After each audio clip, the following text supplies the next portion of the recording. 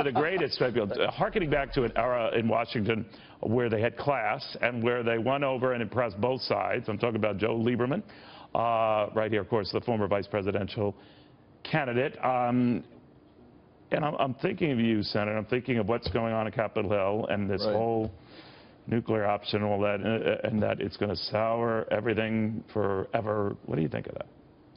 Yeah, well, short term, it's going to make things worse, right? It's going to divide the sides. The Democrats are angry.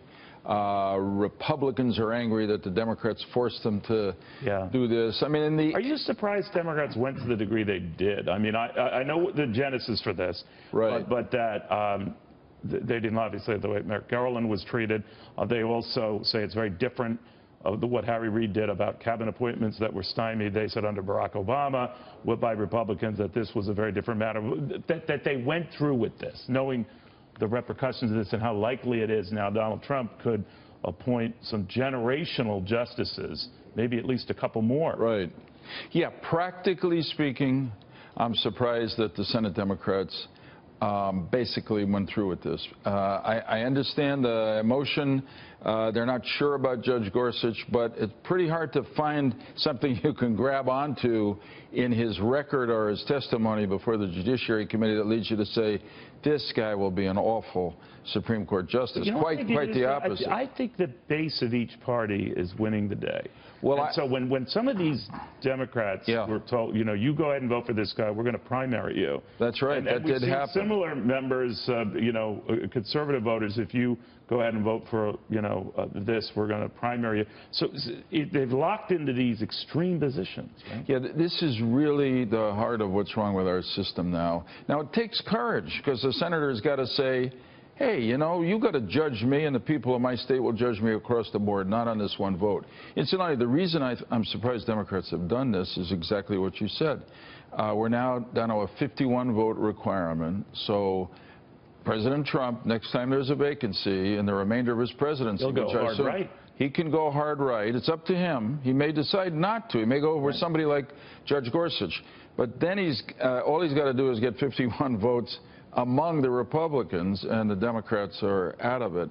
I must say conceptually that I've never been a great fan of the filibuster generally. It just seemed to me that... But now that we're told the Senate loses its unique cachet, its unique club, and that they're essentially six-year Congress. I mean, just listen, talk about the filibuster is not in the Constitution. It was a rule of the Senate, and it became most famous when it was used for an unjust purpose, which was to perpetuate racial segregation. That's right. So now it's become what cools the process down. But what really is needed to cool the process down is cooler heads and sensible Republicans and Democrats who work together across party lines to get something done for the country. All right, but it's clear now that Democrats will salivate at the day they're in charge, and they have a president who will have the most liberal justice. So the picks we'll see, and even for sub-judgeships, right? I mean, we'll get more extreme. Right? That's probably right, and it'll get more politicized. It'll just be much more partisan, but you know, that's not the way it should be. The president wants to avoid all of this partisan back and forth. He has intimated in not only an interview with the New York Times, but elsewhere, that he would like to marry infrastructure with, let's say, a health care rework. And I guess the thinking being, I get enough Democrats to support me on the infrastructure stuff, help me on the fixing the health care thing, lead the way to tax cut progress. What do you think about it? Hey, it's worth a try. I mean, if you'd asked me, one of the things that I think President Trump really needs around him is somebody who really can work with Congress and has some experience. I'm not making a suggestion, but I will tell you that the most productive 2 years, whether you agreed or not with what was produced, of the Obama administration were the first 2 years. Mostly that's because it was the first 2 years. But there's another reason, I think, and that's because Rahm Emanuel was the chief of staff to President Obama. Rahm Emanuel came out of Congress. He knew everybody. He was a great negotiator. You know, he'd swear at you, he'd laugh with you, the whole deal.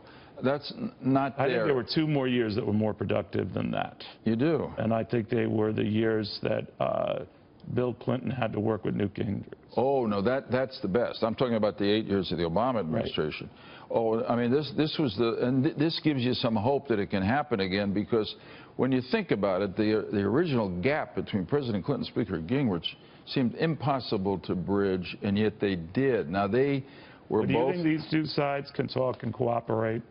It's possible, but right now, you got to be pessimistic about it, and they've got to be able to compromise. And I like what President Trump is saying about reaching out to Democrats. We've got a group called the Problem Solvers Caucus in the House that I've been working with. 44 members, 22 Republicans, 22 Democrats. They're going to work together on big issues. The White House ought to be working with them. No labels. No labels. No game. I didn't even have to say that. And no, it's a brilliant idea. It is a brilliant idea, because no one's going to get everything they want. Ronald Reagan famously said. Yeah. Ted Kennedy, the great liberal line, would come up with these compromises with conservatives like Orrin Hatch, Mike Enzi, et cetera. And he basically, and I heard him describe it once, he said, we decided there's 50% on this bill that if we negotiate, we can agree on. This 50% we'll never agree on. Let's forget that 50%, and let's get this 50% done. And he and his Republican peers got a lot done as a result. Look at Ted Kennedy and George Bush. They got a lot done together. It can be done. It can be done. You speak of that for the country. For that country. Hope All right. we get back No labels, no bull. Joseph Lieberman. We'll have more. Thanks, Neil. After this.